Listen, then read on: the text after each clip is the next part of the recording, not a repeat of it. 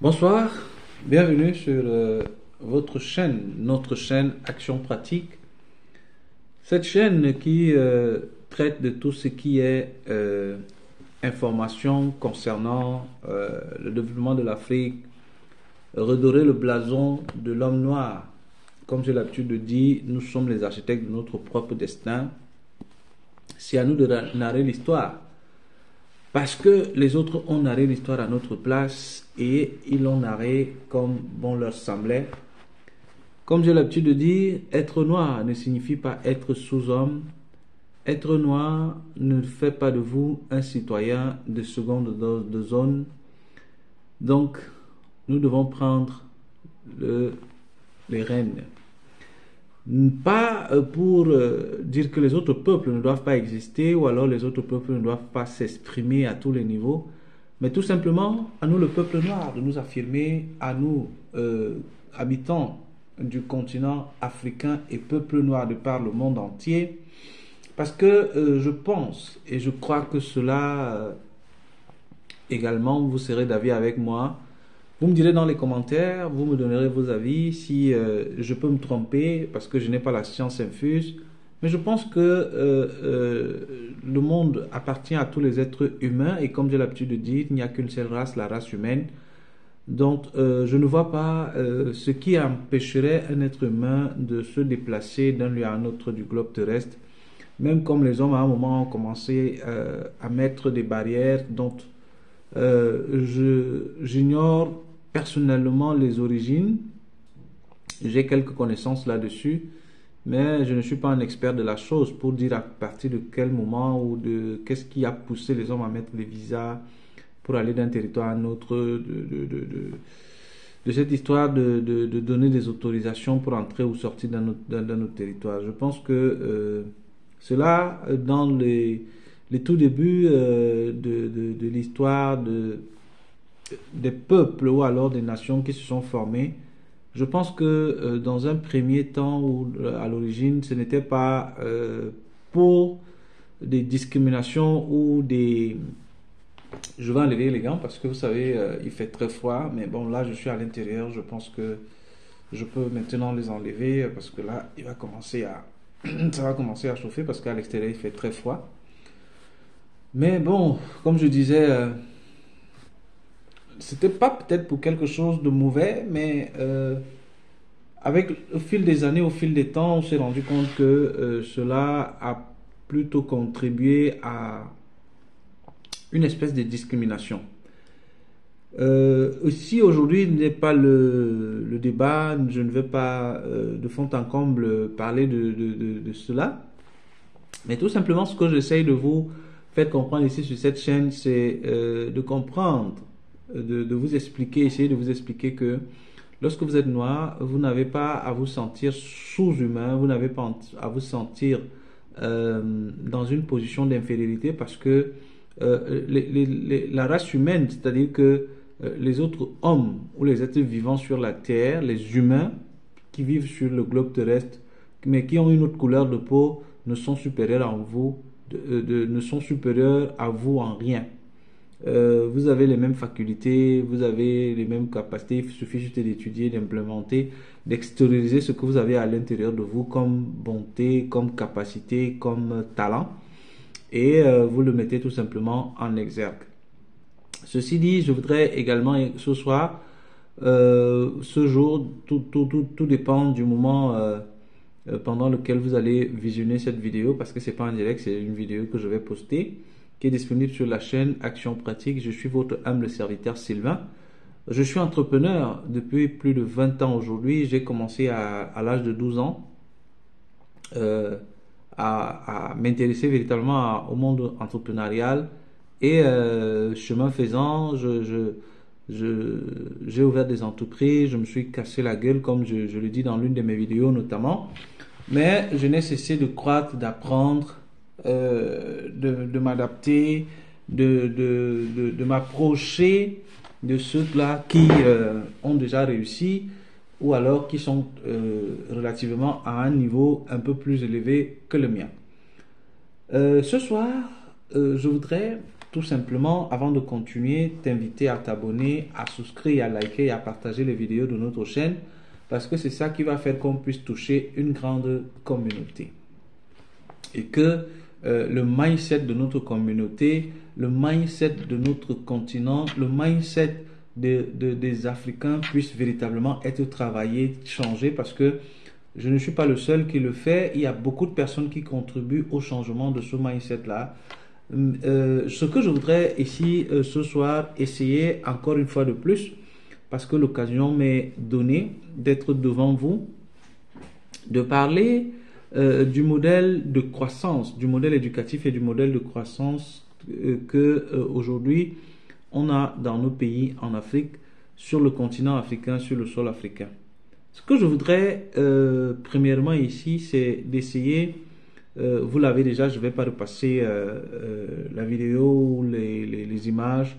Ici, certainement, vous avez suivi ce qui s'est passé avec les États de l'AES, de l'Alliance de l'AES, l'Alliance des États du Sahel, qui est l'Alliance du Liptako Gourmand, c'est-à-dire qu'entre le Mali, le Niger et le Burkina Faso, c'est-à-dire ce qu'on appelle vulgairement, ou alors plus communément, je ne vais pas dire vulgairement, ce qu'on appelle plus communément la zone des trois frontières.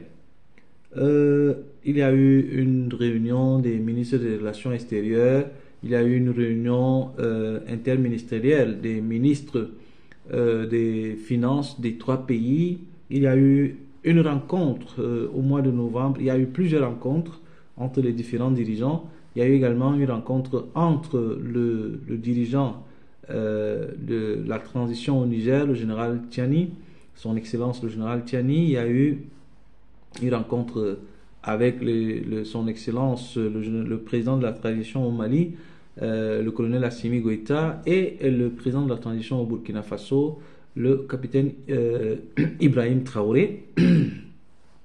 Certainement, il y a ce renforcement et ce rapprochement entre les trois dirigeants de ces États-là au niveau du Sahel. Il y a bien d'autres, comme le disait le ministre des Relations étrangères ou des Affaires étrangères, j'allais dire, pour mieux m'exprimer, tel que le titre est donné, son excellence du Mali et son excellence Abdoulaye Diop, un excellent ministre qui est véritablement à son poste et qui est un homme dans ses bottes et qui a sa tête sur ses deux épaules, assis intellectuellement, moralement. C'est une personne d'une probité morale. Je peux m'aventurer sur ce chemin-là à le dire, parce que nous avons plusieurs fois écouté ses interventions, que ce soit au siège de l'ONU, sur le thème du terrorisme, avec les accusations portées contre la France, et également sur bien d'autres éléments. Donc nous avons eu cette comment je vais dire ça, ce plaisir-là, nous l'avons écouté avec plaisir lors des différentes interventions dans différents médias et sur les différents plateaux de télévision parfois, qui nous ont retransmis les images des événements dans plusieurs pays. Ce que je voudrais, comme je l'ai dit ici dans l'une des vidéos, il y a également un de nos confrères, je vais dire ça comme ça, qui est dans le domaine des réseaux sociaux, du monde digital, notre cher et bel grand, et comment je vais dire ça, notre cher aîné, je vais dire ça, hein, Alain Foucault, avec le groupe Mansa, également Jeune Domché, font un travail assez merveilleux. Toutes ces personnes-là qui travaillent véritablement pour que la jeunesse puisse prendre conscience. La jeunesse puisse prendre conscience, parce que je pense que pour ma part, c'est bien, comme l'a dit un de nos aînés, comme je citais son nom tout à l'heure, Alain Foucault, que vous connaissez bien évidemment, il n'est plus à présenter, que il est bien, il est certes vrai de constater, de de rappeler les mémoires de ce qui s'est passé avec nos grands-parents, nos aïeux, je vais dire ça comme ça, pour nos aïeux, je vais dire ça comme ça, nos grands-parents pour certains, et à un passé très récent, peut-être du néocolonialisme avec certains de nos parents, beaucoup même sont encore vivants. C'est bien de rappeler l'histoire, c'est bien de faire des constats, c'est bien d'établir les responsabilités. Mais je pense que le moment est venu pour que nous puissions passer à l'action, notamment comme nous le voyons lors d'une conférence, je vais dire ça comme ça, ou alors une rencontre, parce que conférence, je ne pense pas que le mot sied mieux. Je pense que le rencontre est le mot véritablement qui serait approprié dans cet échange-là. On a vu le capitaine Ibrahim Traoré dans ce moment d'échange avec les tout petits au niveau du Burkina, parce que je pense que c'est là où il faut travailler, en dehors des universités, en dehors des médias. Il y a un travail de fond à faire. Comme je disais tantôt, c'est bien de faire le constat, c'est bien de dire voilà ce qui nous est arrivé, voilà ce qui est arrivé à notre peuple, voilà ce qui est arrivé aux parents, aux anciens, à nos aînés, jusque très récemment encore avec le néocolonialisme. Mais je pense qu'il est temps de passer à l'action. Quand je dis passer à l'action, voilà par exemple pourquoi. Ici sur cette chaîne, vous avez le nom Action Pratique.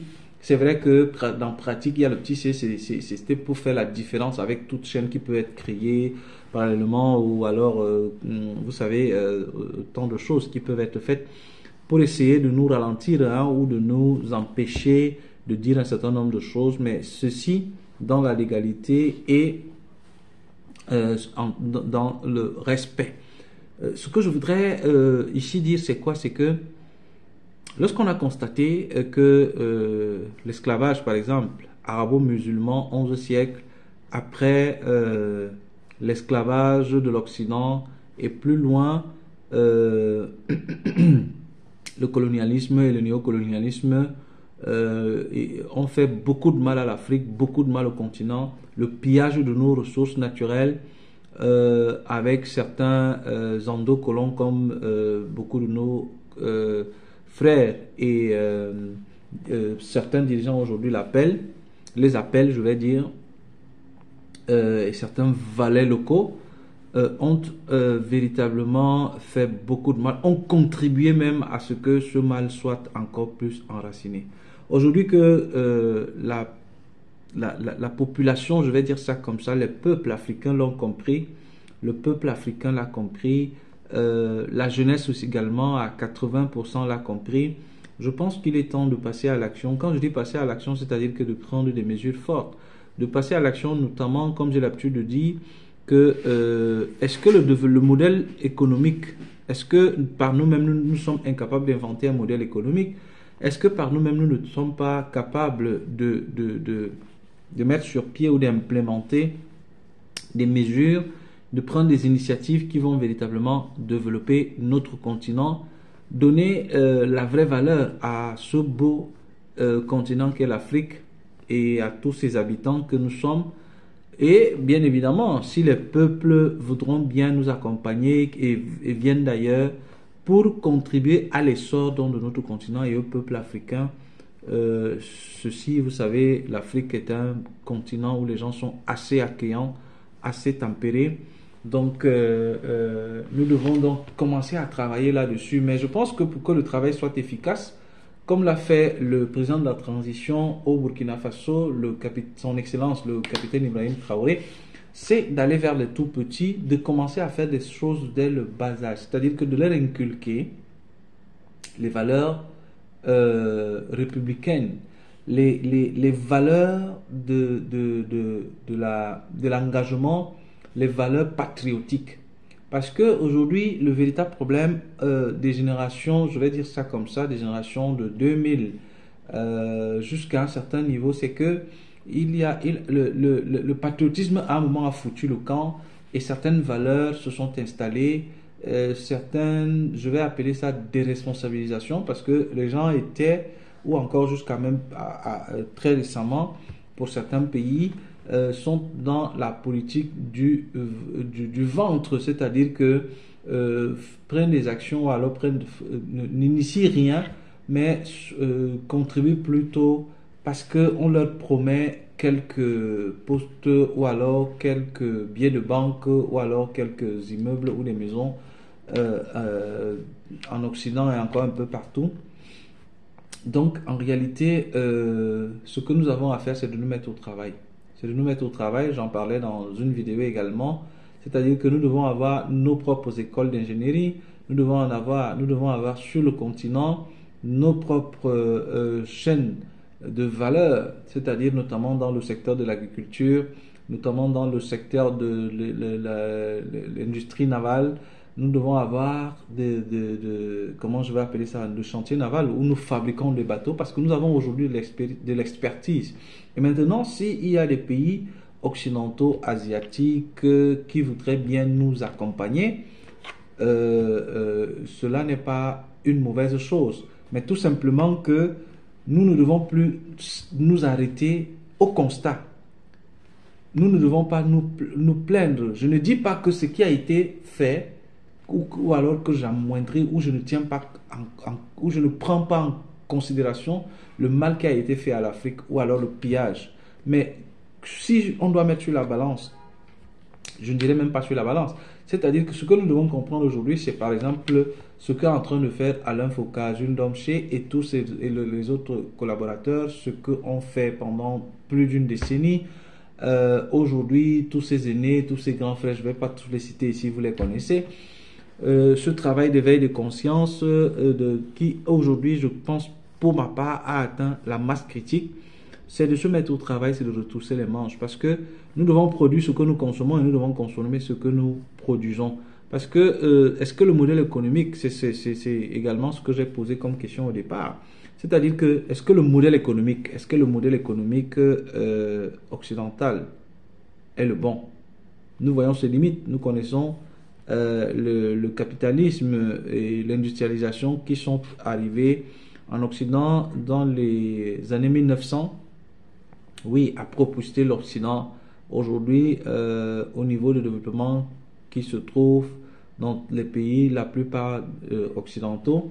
Mais maintenant, après un siècle, est-ce que ce modèle économique-là est le meilleur? Est-ce que nous devons en Afrique copier le même modèle économique, le répliquer là-bas, le même système d'industrialisation de l'Occident à outrance et le capitalisme à grande échelle, comme cela s'est passé dans beaucoup de pays occidentaux et même certains pays asiatiques? Est-ce que ce modèle-là n'a pas ses limites? Est-ce que c'est la même manière qu'il faut procéder? Je vous pose la question, je vais vous entendre là sur les commentaires, vous proposer, parce que moi je suis seulement celui-là qui porte la voix qui porte sur cette chaîne, qui essaie de donner la voix à tout le monde, de pouvoir s'exprimer, mais il y a des dirigeants qui doivent prendre des décisions, ceux qui sont au pouvoir. Donc, voici le moment donc que les Africains doivent prendre les choses en main, non pas pour détruire, mais pour construire. C'est-à-dire que, je le dis dans une vidéo, que prendre le pouvoir c'est une bonne chose, mais est-ce que c'est parce que on a dit qu'il faut organiser les élections après 4 ans, ou alors parce que on dit que non, quand quelqu'un fait 2 mandats, il ne doit plus revenir? Est-ce que tout ça, est-ce que ce modèle-là, est-ce que tous ces modèles-là à l'occidental, je pose encore la question ici, c'est un modèle qui est un modèle de réussite? La démocratie telle que nous la connaissons à l'occidental, telle que dite ou telle que pratiquée, est-ce que ce modèle-là marcherait en Afrique? Pour ma part, je vous pose la question ici, je veux comprendre, je veux voir, je veux lire vos commentaires, je veux vous lire dans les commentaires, qu'est-ce que vous en pensez? Comment vous voyez la chose? Est-ce que nous devons répliquer ou alors appliquer tel que la démocratie fonctionne en Occident? La démocratie en elle-même n'a rien de mal, mais est-ce que ce type ou ce modèle démocratique que nous avons, par exemple des élections à 2 tours, des élections à 1 tour, des limitations de mandat, est-ce que l'Afrique est prête à pouvoir accepter avec nos réalités, nos cultures, je vais dire ça comme ça, anthropologiques, la constitution de nos États et de nos nations, des peuples qui habitent ou qui cohabitent dans nos différents États tels que nous connaissons aujourd'hui. Également, ce qu'il va falloir questionner, non seulement le questionner, parce que le questionnement il est déjà fait au niveau du système éducatif. C'est-à-dire que le système éducatif en Afrique, je vais parler de tous les 52 pays africains, je ne pense pas, j'assume ce que je dis, que le modèle éducatif africain, tel que nous l'avons aujourd'hui, dans tous les 52 pays africains, je ne pense pas qu'il soit le bon. Je ne pense pas. Ça n'engage que moi. Maintenant, je vais vous écouter là-dessus. Est-ce qu'il ne serait pas temps de refonder le système éducatif? J'en ai parlé dans une vidéo. Également, le système comment je vais dire ça? C'est-à-dire que la refondation, même ce qui constitue même la loi fondamentale de nos États, c'est-à-dire que les constitutions et tout ce que nous avons dans les différents pays. Certains pays se sont mis en avant. Également, bien évidemment, bien entendu, la question de la monnaie, parce que il n'y a pas de politique économique ou de souveraineté sans monnaie, parce que vous ne pouvez pas développer une politique économique si vous n'avez pas la main mise sur la gestion et les prévisions de votre politique monétaire. Cela est impossible.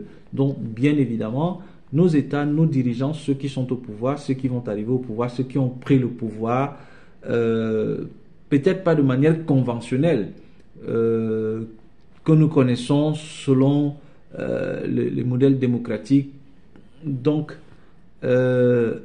encore que, il faut se poser la question, qu'est-ce qui a poussé à ce qu'on en arrive là? Est-ce que si les choses avaient été faites d'une manière différente, les résultats seraient les mêmes?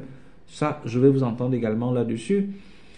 Maintenant, prendre, comme j'allais dire, ceux qui sont au pouvoir, ceux qui vont arriver au pouvoir, ou ceux qui viennent d'arriver au pouvoir, qu'ils mettent donc des comités, je vais dire ça, de réflexion, pour qu'on puisse maintenant en Afrique commencer à implémenter un modèle de réussite, des modèles pensés sur 30 ans, sur 50 ans, sur 100 années.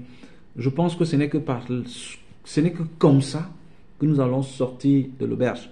Pourquoi? Parce que si nous ne consommons pas ce que nous produisons et nous ne produisons pas ce que nous consommons, je pense que pour ma part, nous avons encore un long chemin à faire. Pourquoi je le dis? Parce que si votre population, la consommation, ou alors alimenter votre population, les peuples qui constituent nos différents États, est encore détenu par les autres, je pense que là, il y a un véritable problème. Ça veut dire qu'on n'a même pas encore commencé. On n'a pas encore commencé à véritablement faire ce travail-là que nous devons faire.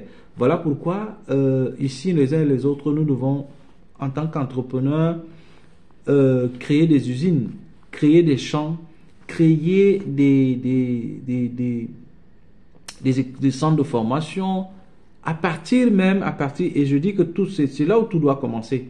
C'est-à-dire que l'État, nos différents États, doivent revoir, et je le pense, vous allez me dire dans les commentaires, revoir le modèle et le système éducatif dans nos différents pays. Par exemple, au Cameroun, je suis originaire de là, je suis camerounais, et je suis fier de l'être. Il va falloir penser un modèle éducatif. Parce que jusqu'à ce jour, est-ce que le modèle éducatif que nous avons là est un modèle éducatif qui peut faire véritablement décoller l'économie du Cameroun? Je vous pose la question. Vous aussi, dites-moi ce que vous en pensez. Au niveau de tous les États de l'Afrique centrale, est-ce que ce modèle éducatif-là, est-ce que ce qu'on nous enseigne, est-ce que ce qu'on enseigne à nos enfants dans les écoles maternelles, au vu de la demande, au vu des besoins du peuple, est-ce que ce modèle-là, au niveau de l'école primaire, au niveau de l'école maternelle, au niveau du lycée, des collèges, au niveau de l'université, est-ce que ce modèle-là d'enseignement, ce modèle éducatif peut véritablement faire que nos pays, par exemple l'Afrique centrale, le Cameroun, où je suis un enfant de ce terroir-là, puissent se développer? Je pense qu'il y a matière à réflexion.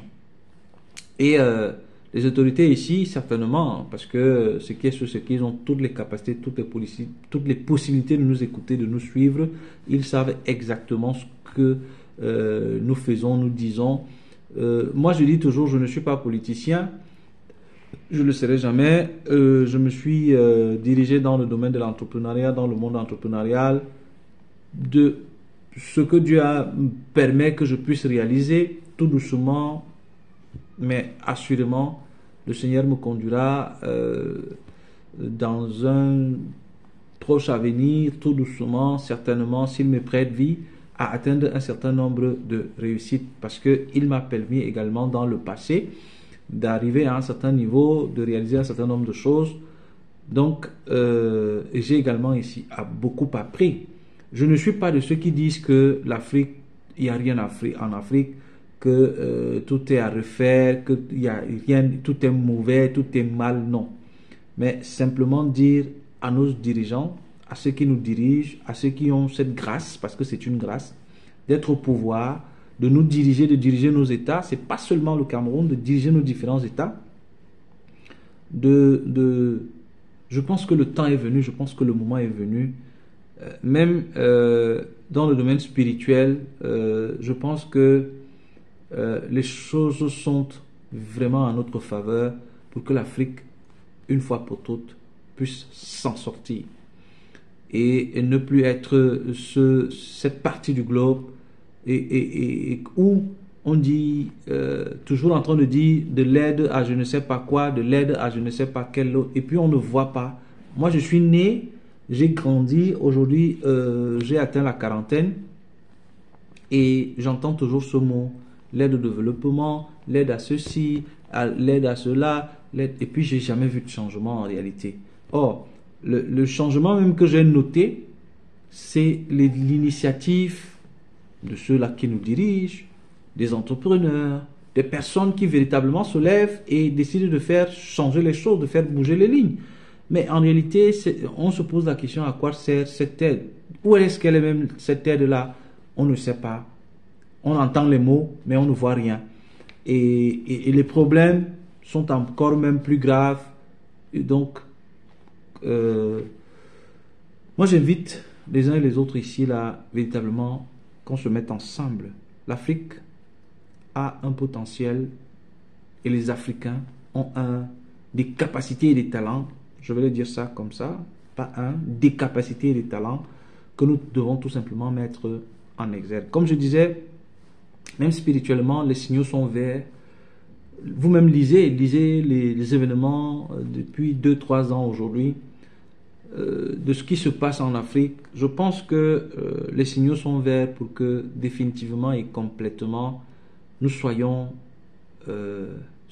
aussi, parce que nous avons cette place, nous l'avons toujours eu. Avec par exemple tout ce que vous avez connu, je ne vais pas rentrer ici dans l'histoire, le roi Mansa Moussa du Mali et tout l'empire, je vais dire ça comme ça, pas le roi, l'empire de Mansa Moussa. Je pense même que je ne peux pas m'aventurer sur ce chemin-là à dire que est-ce ce qui a poussé notre grand frère Alain Foka, le président de Mansa, à donner ce nom-là. Bon, je n'ai pas parlé avec lui de manière personnelle, mais je me suis dit, est-ce peut-être, je ne vais pas trop m'aventurer là-dedans, mais c'est une très belle initiative. Avec notre frère également, Jules Domché, et tous les autres, hein, ce n'est pas les deux seuls, il y en a plusieurs également dans le comité d'organisation ou dans le groupe. Donc, vraiment merci à vous pour ce que vous faites, et à tous les autres, hein, bien évidemment, ils sont tellement nombreux. Et je pense que nous avons besoin des Africains courageux pour pouvoir développer notre continent au niveau de l'agriculture. Que des gens, par exemple, que d'ici un délai, dans un délai assez proche, qu'on puisse nous-mêmes produire le riz. Pourquoi toujours importer le riz de l'Inde? Pourquoi importer le riz de l'Asie? Pourquoi importer les blés pour fabriquer du pain? Alors que nous pouvons cultiver du manioc pour pouvoir produire de la farine de manioc. Est-ce que en mangeant la farine de blé, cela ferait de vous plus homme qu'en mangeant du pain à partir de la farine de patate. Ça, je vous laisse vous-même me dire, vous donner vos avis dans les commentaires. C'est également la même chose au niveau de l'industrie automobile. Est-ce que en roulant dans une voiture, je ne sais pas, je ne vais pas faire la publicité ici de certaines compagnies, est-ce qu'il n'est pas temps en Afrique d'avoir une compagnie, parce que nous avons je pense que l'expertise et la technicité, nous l'avons. Maintenant, c'est à nos dirigeants et aux entrepreneurs qui ont plus de moyens de se mettre ensemble, des institutions financières, pour pouvoir mettre un certain nombre de structures sur place et de donner les capacités à nos jeunes apprenants, à nos industriels, de pouvoir mettre sur pied, pourquoi pas, des usines de fabrication, pas des chaînes de montage, des usines de fabrication de véhicules, des autobus, des trains et tout ce que nous voyons dans le monde occidental aujourd'hui qui nous fait rêver. Parce que l'Afrique a les matières premières pour fabriquer cela. Donc, il suffit juste de développer une industrie locale qui permet de transformer ces matières premières, de les extraire, de les raffiner et de les transformer pour pouvoir fabriquer les pièces qui vont maintenant permettre la fabrication de tout ce que j'ai énuméré tout à l'heure. C'est notamment l'une des initiatives de son Excellence le président du Burkina Faso, le pays des hommes intègres, le capitaine Ibrahim Traoré, avec la construction et la mise en service dans 11 mois de la raffinerie d'or. Donc, moi je pense que les initiatives comme celle-là doivent être multipliées dans tous les secteurs, que ce soit le secteur du bois, que ce soit le secteur de la construction, que nous-mêmes nous puissions aujourd'hui fabriquer les matériaux de construction, notamment le ciment. Aliko Dangote le fait déjà un peu partout en Afrique. Nous avons également d'autres entreprises qui le font. Il faut multiplier des initiatives comme celle-là. Il faut multiplier des initiatives comme celle-là. Même tout ce qui entre dans la fabrication et le processus de fabrication du ciment. Parce que les matières premières se trouvent en Afrique. Maintenant, comment on fait? C'est-à-dire que les ingénieurs géologues que nous avons dans tous les domaines, j'ai dit dans tous les domaines, même dans l'industrie militaire, à tous les niveaux, parce que je ne sais pas, je ne suis pas militaire, mais je pense que pour fabriquer même des éléments qui nous permettent à nous défendre et défendre nos territoires, défendre l'intégrité de nos territoires, toutes ces matières premières-là se trouvent dans nos sols, dans nos sous-sols. Maintenant, c'est à nous de mettre sur pied de l'apprentissage, des écoles de formation pour pouvoir former sur place des ingénieurs qui savent déjà identifier dans la nature, dans le sol et dans le sous-sol, ces matériaux, ces matières premières, qui maintenant maîtrisent le processus de fabrication, le processus d'extraction et le processus de raffinage, afin maintenant de transformer ça en produits raffinés pour pouvoir donc passer la main ou alors le témoin à ceux-là qui sont des industriels pour pouvoir maintenant fabriquer un stylo, une voiture, une lampe, un habit et que sais-je encore. Donc voilà, ce soir c'était ma modeste contribution. Je suis votre humble serviteur Sylvain sur Action Pratique. Je vous invite à partager nos vidéos, à liker et surtout n'oubliez pas de mettre le pouce bleu parce que ce n'est que comme cela que nous allons atteindre encore un grand nombre de personnes. Nos entreprises, nous travaillons en Occident, nous travaillons en Afrique dans le domaine de la construction. Si vous avez votre immeuble, votre maison à refaire, vous pouvez nous consulter, vous pouvez nous contacter à travers notre site internet www.dgsocietésylvain.es. Vous pouvez également nous écrire sur sociétésylvain@gmail.com. Vous pouvez nous contacter au travers de ces liens-là et également au travers de notre chaîne Action Pratique. Vous pouvez nous envoyer des messages. Nous allons vous répondre. Vous voulez construire, vous voulez savoir qu'est-ce que cela vous coûtera, un immeuble, un appartement, à refaire, vous voulez construire, vous lancez, vous avez un terrain, vous voulez véritablement lancer des travaux, que ce soit en Occident, que ce soit, nous travaillons dans toute l'Union européenne et dans toute l'Afrique, tout au moins francophone, nous sommes disposés à vous accompagner dans ce domaine-là et à très bientôt sur notre chaîne Action Pratique. Bonsoir.